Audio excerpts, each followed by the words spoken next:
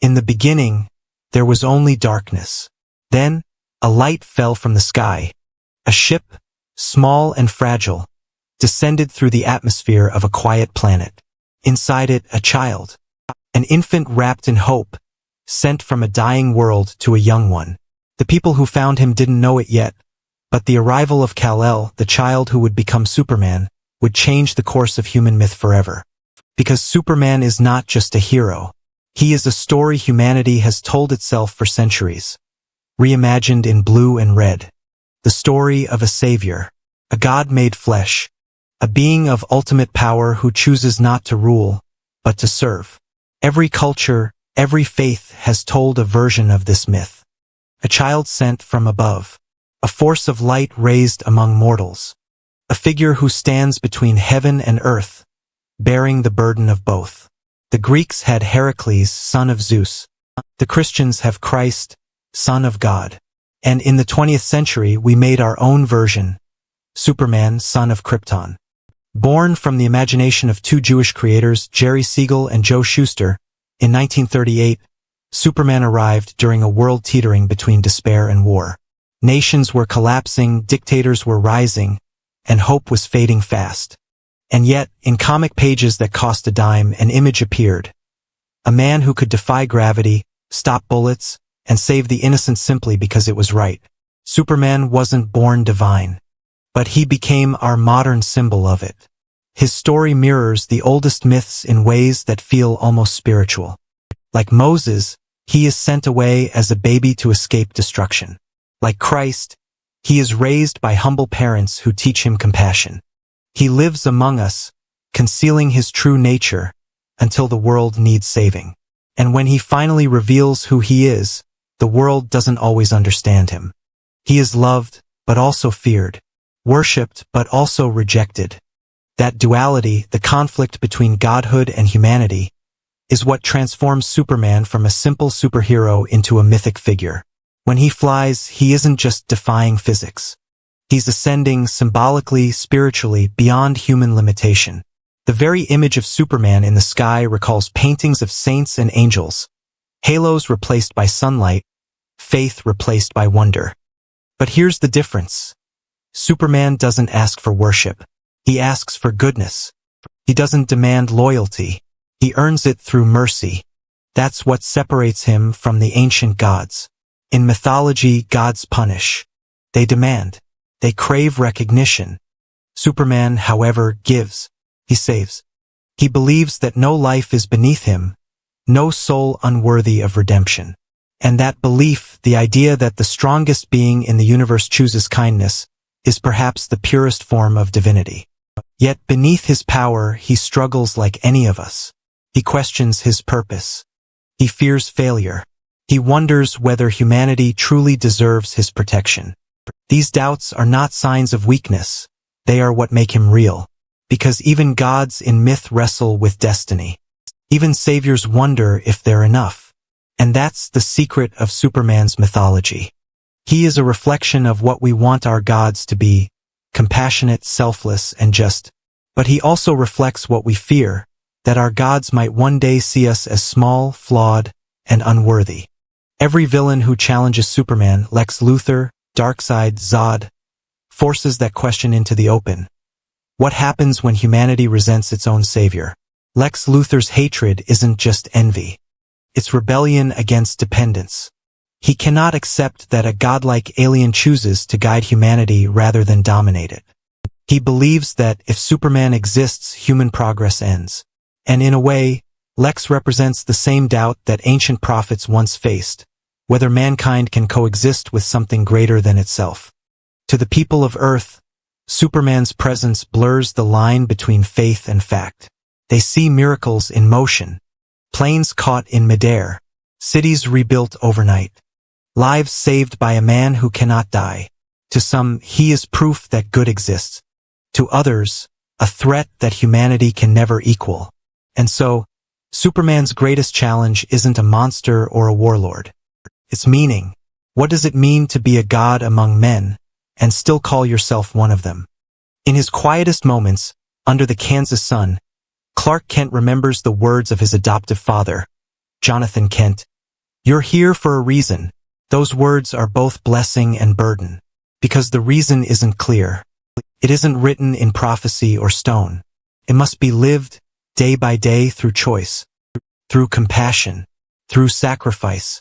Superman's myth is the oldest story told in a modern tongue. It's about how light survives in the face of darkness, how power without purpose is nothing, how the greatest strength is restraint. And in that, he becomes something no ancient god ever was. He becomes human. But the question remains, can a savior ever live among those he saves? Or must he always stand apart, distant, divine, and misunderstood? Because even gods, once loved, can be crucified by the very people they protect. To the world, Superman is a symbol of perfection. Invincible, unbreakable, eternal. But behind the cape and the emblem of hope lies a truth often ignored. Divinity is lonely.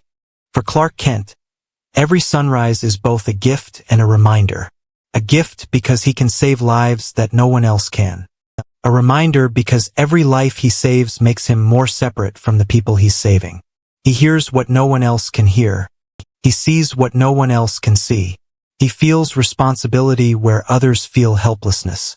It's the burden of a god who never asked to be worshipped. In every myth, the divine struggles with their place among mortals. Prometheus was punished for giving fire to humanity. Christ was crucified for preaching love. And Superman, though wrapped in modern light, bears the same weight. He carries humanity's faith on his shoulders, even as the world questions his every act. When he saves a city, people call him a hero. When he cannot save everyone, they call him a failure. This contradiction defines his existence. For every cheer, there's a whisper of fear. What if he turns on us? What if the God we trust stops caring? Even among the Justice League, Superman's presence is both reassurance and unease. To Batman, he's the ultimate contingency. To Wonder Woman, a fellow god among mortals. To the rest of humanity, he's both their greatest protector and their most terrifying unknown. That's the paradox of the Messiah myth. The Savior is rarely accepted by those he saves. Superman's life echoes this ancient pattern. Raised as a man but born as a god, he stands between two worlds, Krypton and Earth, forever belonging to neither. Krypton made him powerful, but Earth made him moral. Krypton gave him might, but Earth gave him heart. He carries both legacies, yet neither truly understands him. That's why he often walks alone. Why, despite being surrounded by allies, his eyes always seem distant. He is not mourning a planet. He is mourning belonging.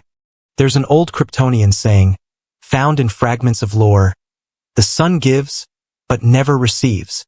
Superman embodies that truth. He gives endlessly strength, time, compassion, but rarely takes anything in return. His very nature denies him rest. When others sleep, he listens for cries across continents. When others fail, he tries again. And when he finally breaks, he hides his pain behind the quiet smile of Clark Kent. Because gods aren't supposed to hurt, but they do. We've seen Superman fall to despair. In Kingdom Come, he leaves the world after humanity rejects him, returning only when chaos consumes it. In Man of Steel and Batman v Superman, his arrival divides the world. Some worship him as divine. Others denounce him as alien. Statues rise in his honor, then are toppled in anger. This mirrors the ancient rhythm of faith. Humanity builds idols, then destroys them when they reflect their flaws too clearly.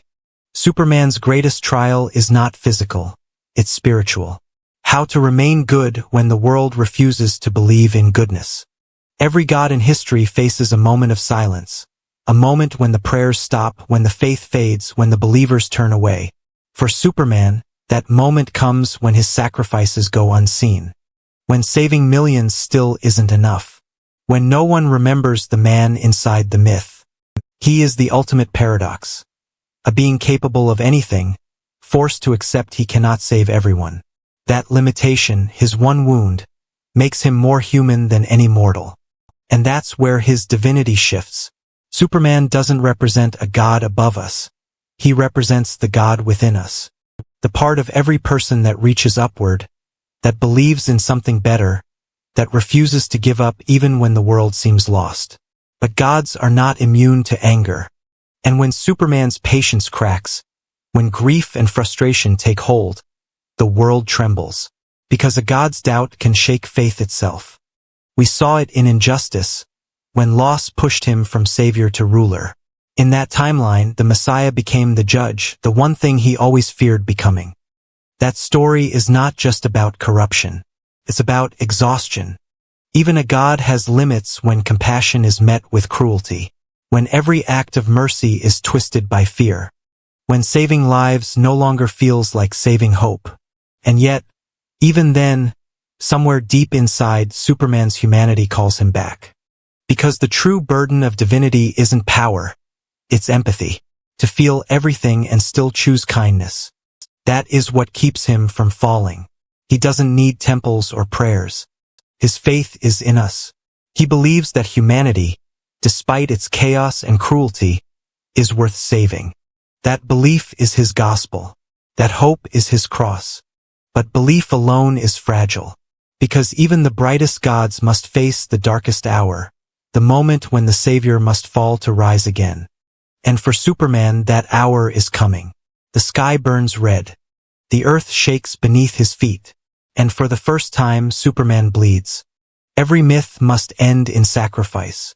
Every savior must face the cross. And for Superman, that moment came when he met Doomsday. It wasn't just a battle of strength, it was prophecy. The invincible man meeting the unstoppable monster. The symbol of life clashing with the embodiment of death. When Superman fell, the world didn't just lose a hero, it lost its faith. For years, Superman had been the constant. The morning star in every storm. His death left a silence so deep that even those who doubted him felt it. In the comics, cities mourned him. In the films, nations bowed their heads. Statues rose where temples once stood. The Savior was gone. And in that silence, something profound happened. Humanity began to ask, what now? That question is the essence of every messianic myth.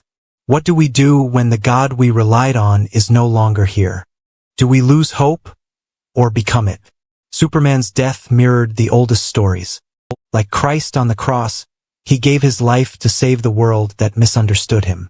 Like Osiris, he descended into darkness to bring renewal.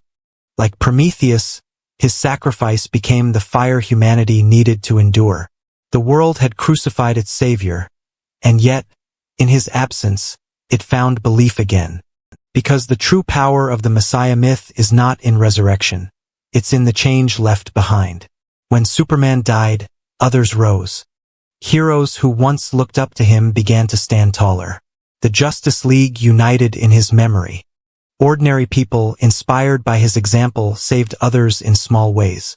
The light he left behind didn't fade, it multiplied. That's what makes Superman more than divine. He doesn't seek worship. He inspires reflection. His myth is not about kneeling before power, it's about standing with it. But myths never end with death. They rise again. And so did he. When Superman returned, reborn from the ashes of death, it wasn't just resurrection. It was transformation. His symbol, the House of Elcrest, took on a new meaning. Once it was the mark of his family. Now it stood for something greater. It became the symbol of hope. Hope not just in gods, but in humanity's potential to be more. That's why Superman's resurrection resonates beyond comics. It's not about invulnerability. It's about faith renewed. The message that goodness can fall, but never stay fallen. That even when darkness wins, light never truly dies. In that sense, Superman's journey reflects humanity's eternal struggle to believe in something greater, even after it's gone. His story is not just fiction. It's a mirror held to our deepest longing. The need to know that someone watches over us. That our better angels are real. But Superman's greatest revelation is this. He's not a god.